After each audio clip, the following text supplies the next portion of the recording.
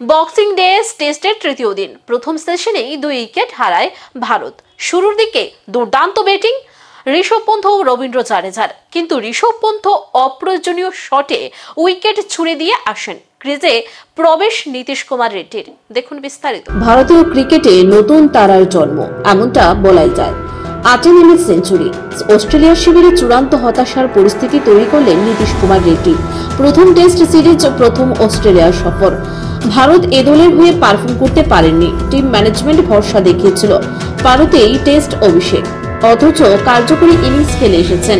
তেমনি গুরুত্বপূর্ণ সময়ে ব্রেক থ্রো দিয়েছেন। মেলবোর্ন টেস্টে খাদের কিনারায় থাকা ভারতীয় দলকে অনেকটাই টেনে তুললেন। বক্সিং ডে টেস্টে সকলের মুখে শুধু এখন একটাই নাম, নীতিশ কুমার রেড্ডি। বক্সিং ডে টেস্টের তৃতীয় দিন প্রথম সেশনেই 2 উইকেট হারায় ভারত। শুরুর দিকে দুর্দান্ত ব্যাটিং করেছিলেন ঋষভ পন্থ ও রবীন্দ্র জাদেজা, কিন্তু ঋষভ পন্থ অপ্রয়োজনীয় শটে উইকেট ছুড়ে দিয়ে আসেন। ক্রিজে প্রবেশ করেন Nitish Kumar Reddy. Off spinner Nathan Lyon ফেরান রবীন্দ্র জাদেজাকে। ফলোঅনের আতঙ্ক ছিল ভারতীয় শিবিরে। ওয়াশিংটন সুন্দরের সঙ্গে ধীরে ধীরে পার্টনারশিপ গড়েন।